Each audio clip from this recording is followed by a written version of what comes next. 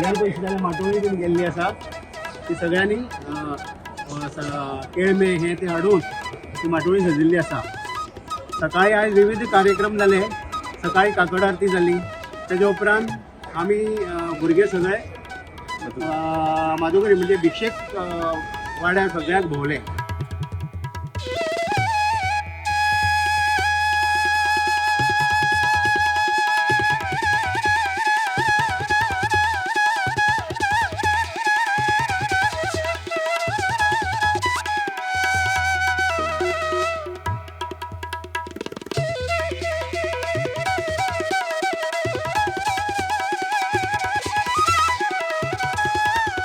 रातची आमची हांगा पालखी आसा. 8:30 पालखी येता. 8:30 ते 10-10:30 आमी प्रसाद